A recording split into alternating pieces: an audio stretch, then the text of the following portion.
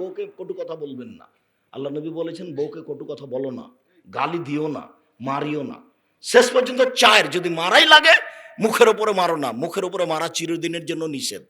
আগেকার পণ্ডিতরা গালের উপরে থাপড়াতো, তার জানা ছিল না যে গালের উপরে থাপ্পড় মারা নিষেধ। এ কথা মুহাম্মদ সাল্লাল্লাহু আলাইহি সাল্লাম বলেন।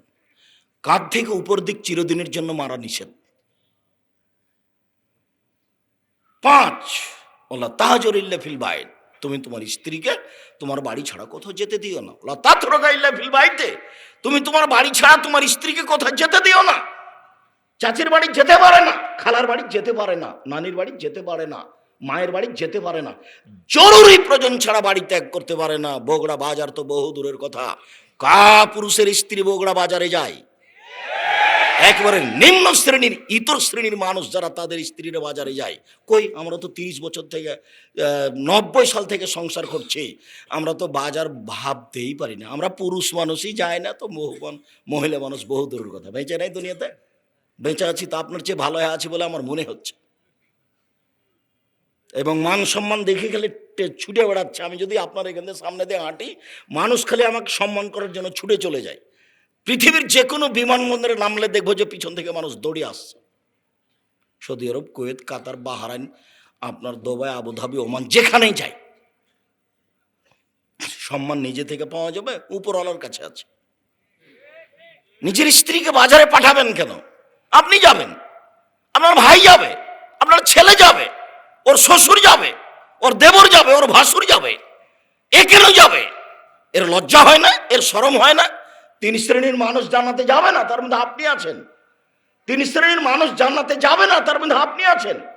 এক, রাজুলাতুম মিনান নিসায়ে, পুরুষের বেশধারী নারী, যারা পুরুষের জুতা স্যান্ডেল পরে, যারা পুরুষের শার্ট প্যান্ট পরে, যারা পুরুষের পোশাক পরে, যারা গেঞ্জি গায়ে দিয়ে চলে, ওরা জান্নাতে যাবে না। 2, দায়ুস, আপনি আল্লাযী ইউকিরু ফি আহলিল খাবাসা, যে তার বাড়িতে বেহায়ার সুযোগ দিয়েছে। আপনার বউ কেন বাজারে কেন যাবে?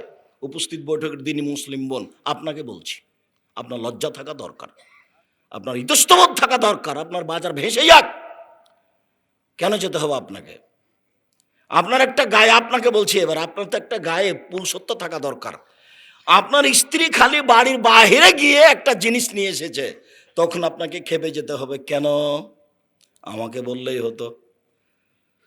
তোমাকে বাড়িতে রাখার জন্য পেশাবখানা করেছি, পায়খানা করেছি, গোসলখানা করেছি, টিউবওয়েল দিয়েছি, তারপরে তুমি বাইরে গেলে কেন? মনে রেখো, আমি আহমদ বলছি, তুমি আমার স্ত্রী, তোমাকে আমি সম্মান করতে চাই, তোমাকে আমি মূল্যায়ন করতে চাই। আমি তোমাকে আমার জীবনের চেয়ে বেশি ভালোবাসি।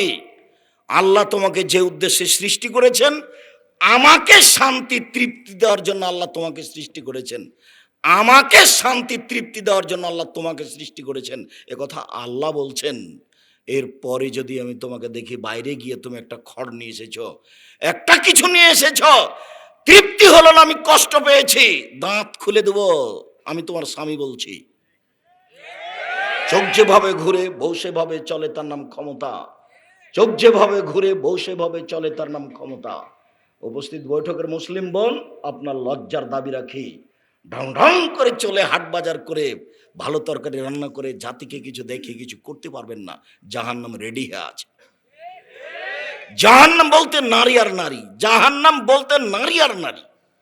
এগুলো দেখে কোনো লাভ নেই। ভালো রান্না করতে পারেন, এগুলো দেখে কোনো লাভ নেই। ভালো বাজার করতে পারেন, এগুলো দেখে কোনো লাভ নেই। আপনার স্বভাবের কারণে বাজার আপনার উপরে চেপে গেছে। কি স্বভাব?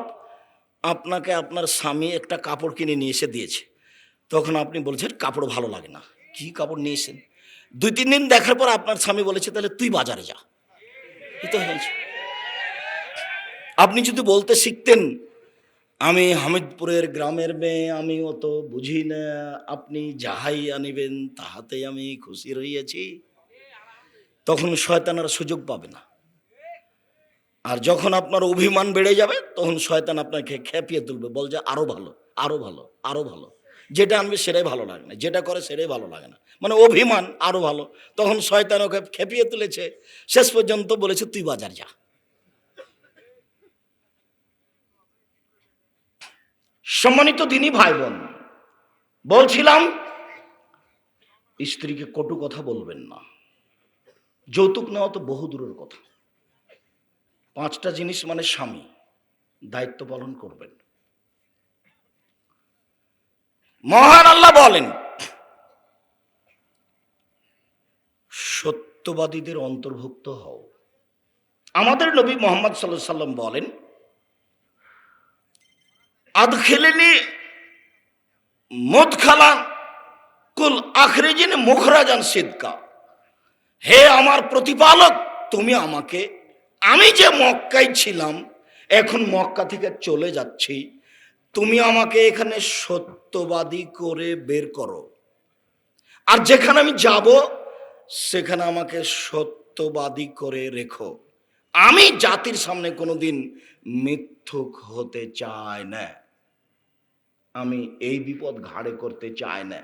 রেখেছ, সত্যবাদী করে রাখো, নিয়ে যাবা ওখানে সত্যবাদী করে রাখবা, এটা আমার দাবি, তুমি এটা পূরণ করো। এই কথা রাসূল সাল্লাল্লাহু আলাইহি ওয়াসাল্লাম যখন তখন বলতেন।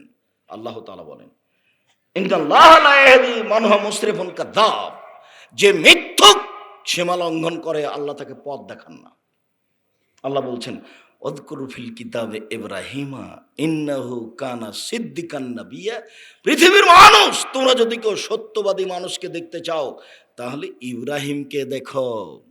পৃথিবীর মানুষ, তোমরা যদি কাউকে সত্যবাদী মানুষ দেখতে চাও তাহলে ইব্রাহিমকে দেখো।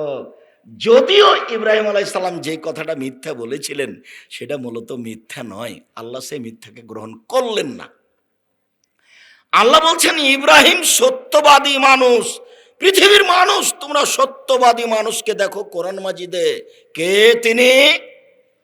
তিনি ইব্রাহিম আলাইহিস সালাম। অথচ ইব্রাহিম আলাইহিস সালাম প্রয়োজনে একটা মিথ্যা কথা বলেছিলেন। ওই যে দুইজন স্বামী স্ত্রী পার হচ্ছিলেন স্বৈরাচারী এলাকা দিয়ে, স্বৈরাচারী শাসক হয়েছে, তার সাথে একজন মহিলা রয়েছে, হি আহসানুন নিসাই মিনাল আরাব, সে আরব ভূখণ্ডে সবচেয়ে সুন্দরী। সারা হাওয়া থেকে নিয়ে কিয়ামত পর্যন্ত যত নারী এসেছে, যত নারী আছে, যত নারী আসবে, সবার চেয়ে বেশি সুন্দরী ছিলেন বলে বিদ্বানগণ মন্তব্য করেন। তবে তারা এ কথাও বলেন যে সারা যেই সময়তে পৃথিবীতে ছিলেন ওই সময়ে সবচেয়ে সুন্দরী নারী ছিলেন। তিনি ওই সময়ের সবচেয়ে সুন্দরী নারী। কিয়ামত মাঠ পর্যন্ত সারা পৃথিবীর সবচেয়ে সুন্দরী নন, সবচেয়ে সুন্দরী নন। তবে ওই শতাব্দীতে যত নারী ছিল সবার চেয়ে তিনি কি ছিলেন? সুন্দরী ছিলেন। স্বৈরাচারী শাসককে বলা হলো, তখন স্বৈরাচারী শাসকের পক্ষ থেকে তার কাছে গিয়ে বলা হলো, মানে আল্লাহ তিমাক ইব্রাহিম, আপনার সাথে যিনি আছেন ইনি কে? তখন ইব্রাহিম আলাইহিস সালাম বললেন, হে উখতি, সে তো আমার বোন।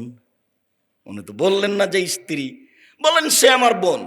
সুম্মা রাজা এলাইহা, তারপর স্ত্রীর কাছে আসলেন, এসে বলছেন, লা তুকাজ্জিবি হাদিসি, আমার কথাই তুমি আমাকে মিথ্যুক প্রমাণ করো না। কাদ আখবারতুহুম আন্নাকা উখতি, আমি কিন্তু তাদের বলে দিয়েছি তুমি আমার বোন। এখন তুমি যদি বলো যে সে আমার ভাই, সে আমার স্বামী, তাহলে তো আমি মিথ্যুক হয়ে যাব। আমি বলেছি তুমি বোন, তুমি বলবে আমার ভাই। এখন তুমি যদি বলো যে ইব্রাহিম আমার স্বামী, তাহলে কিন্তু আমি মিথ্যুক হয়ে যাব। আমি কিন্তু তাদের বলে দিয়েছি যে তুমি আমার বোন। এ কথা বলার পরে বলছেন, শুনে রেখো সারা, ইন আলাল আরজে মুমিনুন গায়রুকে, মাটির ওপরে আমি আর তুমি ছাড়া পৃথিবীতে আর কেউ মোমেন পুরুষ নারী নেই। এই হিসাবে আমরা দুইজন ভাই বোনও বটে, এই হিসেবে আমরা দুইজন ভাই বোনও বটে। আল্লাহ তাআলা ইব্রাহিম আলাইহিস সালামের কথাটাকে মিথ্যা হিসাবে গ্রহণ করলেন না। আল্লাহ বললেন যে তোমরা পৃথিবীতে সত্যবাদী যদি মানুষ দেখতে চাও তাহলে কাকে দেখো? ইব্রাহিম আলাইহিস সালামকে দেখো। চলে যাই তাড়াতাড়ি হাদিসে। আবু হুরায়রা রাদিয়াল্লাহু তাআলা আনহু বলেন, রাসূল সাল্লাল্লাহু আলাইহি ওয়াসাল্লাম বলেছেন, সালাসুন, 3 শ্রেণীর মানুষ, লা ইউকাল্লিমুহুমুল্লাহু তাআলা ইয়াউমাল কিয়ামা ওয়া লা ইউযাক্কিহিম ওয়া লা ইয়ানজুরু ইলাইহিম আল্লাহুম্মা আদাবুন আলিম। 3 শ্রেণীর মানুষ, এক, তাদের আল্লাহ বিচারের মাঠে কথা বলবেন না। 2, তাদের পবিত্র করবেন না। 3, তাদের প্রতি দয়ার দৃষ্টি দিবেন না। 4, তাদের জন্য কষ্টদায়ক শাস্তি রয়েছে। বিচারের মাঠে তাদের সাথে আল্লাহর কোনো কথাই নাই, যা তোমার সাথে কোনো কথাই নাই। 3 শ্রেণীর মানুষ, বিচারের মাঠে আল্লাহ তাদের সাথে কথা বলবেন না। কে তারা? এক, মালিকুন কাদ্দাব, মিথ্যুক দায়িত্বশীল, মিথ্যুক হেডমাওলানা, মিথ্যুক হেডমাস্টার, মিথ্যুক প্রিন্সিপাল, মিথ্যুক ভাইস চ্যান্সেলর, মিথ্যুক জেল সুপার, মিথ্যুক চেয়ারম্যান মেম্বার, মিথ্যুক ওসি দারোগা, মিথ্যুক এমপি মন্ত্রী, যারা যেখানে মিথ্যা কথায় দায়িত্ব পালন করবেন আল্লাহ তাদের সাথে বিচারের মাঠে কথা বলবেন না, সে যতবারই হজ করুক না কেন। মিথ্যার পরিণাম খুব খারাপ, সে যেই হোক না কেন মিথ্যার পরিণাম খুব ভয়াবহ। এক খেয়ালে চেয়ে থাকবেন অল্প সময়, কথার 19-20 হয় না যেন।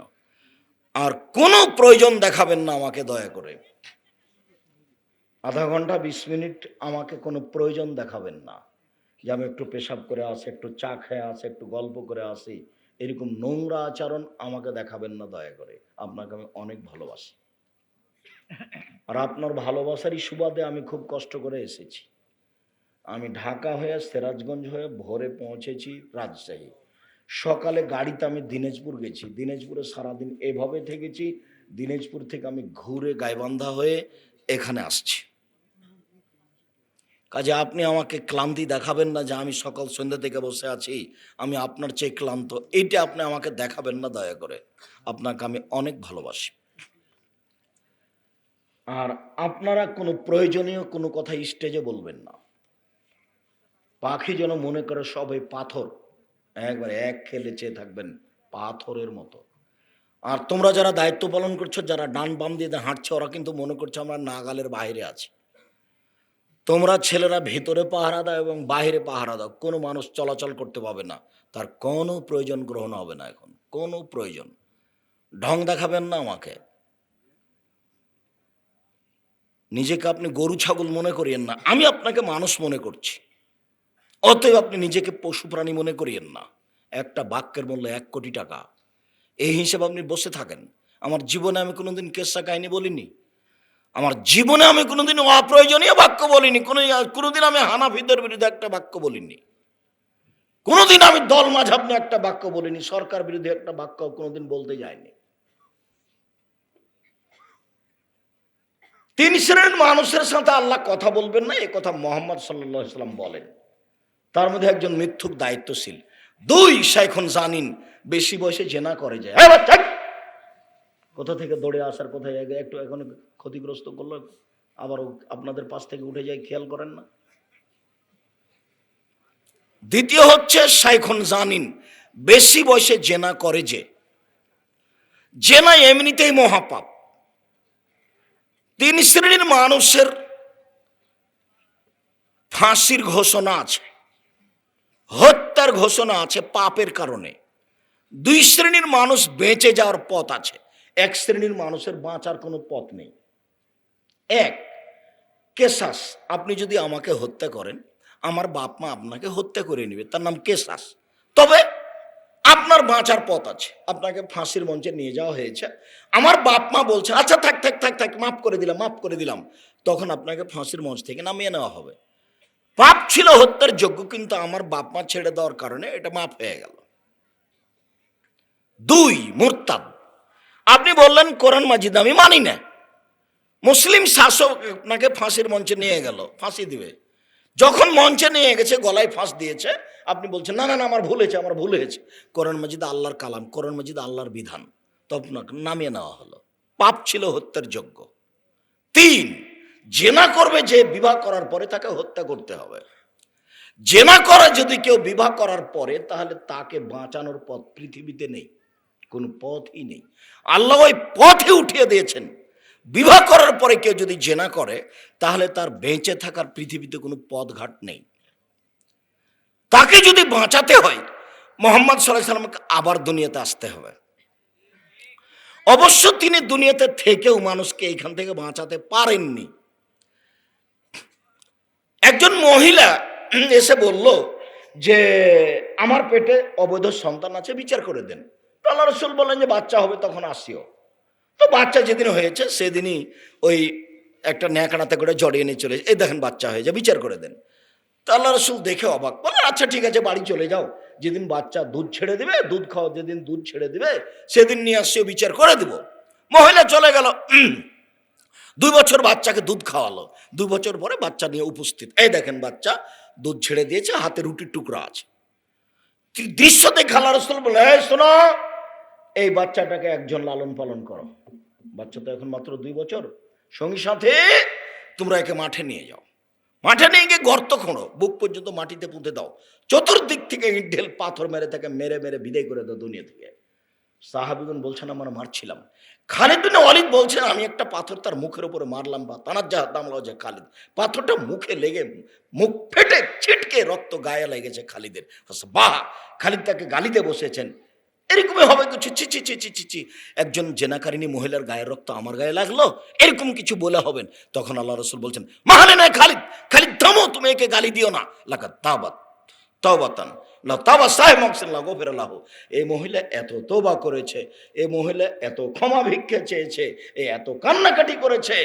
বড় থেকে বড় পাপী যদি এরকম তোবা করে তাহলে তার পাপকে ক্ষমা করা হবে খালিদ। তার মানে তিনি বুঝলেন তার পাপ ক্ষমা হয়ে গেছে, তিনি তার জানাজা করলেন, তিনি তার কাফন দাফন করলেন, তিনি সব কিছু করলেন, বুঝলেন, কিন্তু একটু বলতে পারলেন না যে তোমার বিচার হবে না, তুমি চলে যাও। মুহাম্মদ সাল্লাল্লাহু আলাইহি সাল্লাম আর একজনের কাছে জিম্মি, কার কাছে? আল্লাহর কাছে। ওটা অর্ডার নেই, জেনা করেছি বিবাহ করার পরে, অতএব তোর ফাঁসি হতে হবে, এটাই ঠিক। তাকে ইট ঢেল পাথর দিয়ে মেরে মেরে মেরে ফেলতে হবে, এটাই ঠিক। আল্লাহুম্মা ইন্নী আউযু বিকা মিন আযাবি জাহান্নাম ওয়া আউযু বিকা মিন আযাবিল কবর ওয়া আউযু বিকা মিন ফিতনাতিল মাসিহিদ দাজ্জাল ওয়া আউযু বিকা মিন ফিতনাতিল মাহইয়া ওয়াল মামাত। এইসব ফিতনা থেকে তুমি আল্লাহ রক্ষা করো। যুবক, তোমাকে বলে যাচ্ছি, তোমার মোবাইলে যত মেয়ের নাম্বার আছে চিরদিনের জন্য ভুলে যাও। উপস্থিত বৈঠকের মুসলিম বোন আপনাকে বলছে, তোমাকে বলছি, তোমার লজ্জা থাকা দরকার, তোমাকেও বলছি, শোনো, তোমার মোবাইলে যেন আজকের পর থেকে আর কোনোদিন কোনো যুবকের নাম্বার না থাকে, তুমি এইভাবে ভুলে যাও। কোনভাবে আব্দুর রাজ্জাক সাহেব? তুমি এইভাবে ভুলে যাও। কিভাবে আব্দুর রাজ্জাক সাহেব বলেন তো একটু, কিভাবে? মারিয়ামের মতো। কিভাবে মারিয়ামের মতো? মানে মারিয়ামের কাছে জিবরাইল এসে বললেন আপনার একটা সন্তান হবে। তখন মারিয়াম বলছেন, বলেন কি আপনি? আন্নালি গোলাম আলম ইয়ামসাসনি বাসার আলম আকবা গিয়া, আরে আমার সন্তান হবে কি করে? আমি বিবাহ করিনি, আমি জেনাও করিনি, আমার সন্তান হবে কি করে? আমি তো বিবাহ করিনি, আমি তো জেনাও করিনি, সন্তান হবে কি করে? অবাক কথা বলেন কেন? তখন জিবরাইল বলছেন যে আপনার প্রতিপালক বলছে হবে, পারে। আরে বাপ মা ছাড়াই করেছেন আদমকে, তো মা দিয়ে আল্লাহ ঈসাকে করতে পারেন না? ওরা একেবারেই সহজ, উনি তো যা ইচ্ছা তাই করতে পারেন। সন্তান একদিন হয়েই গেল। যখন সন্তান হয়ে গেল তখন তিনি বলছেন, ওরে আমার আফসোস, ওরে আমার দুঃখ, কোন তো নাসিয়া মানসিয়া, আমি জাতির কাছ থেকে ভুলে যেতাম, কেউ আমাকে জানতো না মারিয়াম কেটা, আমি কেমনে বুঝাই জাতিকে যে এটা আমার সন্তান।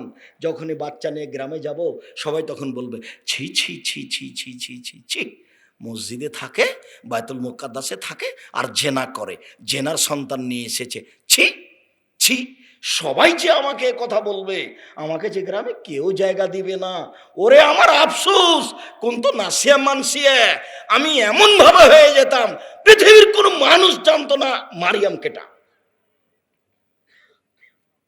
ইতিহাসের পাতা থেকে একবারে খসে যেত, কেউ জানতো না মারিয়াম কেটা। এইরকম আমাকে করে দাও, আমি মারিয়াম, এটা মানুষের মনে যেন না থাকে। মানুষ তো বলবে, বদনাম তো বহু দূরের কথা, আমার কথা মানুষের মনেই থাকবে না। মারিয়াম যেভাবে চেয়েছিলেন কথাটা, তুমি মেয়েটার নাম্বারকে এইভাবে ভুলে যাও। মেয়েটা যে কে আমি কোনোদিন শুনিনি, আমি তার নাম কোনোদিন নিনি, এইভাবে তুমি হয়ে যাও। এখন তওবা করো, আস্তাগফিরুল্লাহ ওয়া আতুবু ইলাইহি, নাউযুবিল্লাহি মিন জালিক। রাতে যদি আবার তোমার হাতটা মোবাইলে যায় তো তখন তুমি লাফ দিয়ে ল্যাপটা দূরে সরে ফেলে দিয়ে মুখে এভাবে পায়ে লাথি মারিও, এই শয়তান তোর মুখে লাথি মারি, নাউজুবিল্লাহ মিন জালিক, নাউজুবিল্লাহ মিন জালিক, শয়তান তার মুখে তোর লাথি মারি, লাফ দিয়ে ল্যাপটা ফেলে দিয়ে বাইরে আগ্নেয় চলে যাবেন, উঠানে চলে যাবেন। যে বলবেন না আমি তো আল্লাহ তোমার কাছে আশ্রয় চেয়েছি, আবার আমার মনটা কেন চাইলো তার সাথে কথা বলার, কেন চাইলো? আমি তো তাকে ঘৃণা করি, আমি তো না করে দিয়েছি, কিসের সাহসে আমাকে শয়তানের কথা বলে?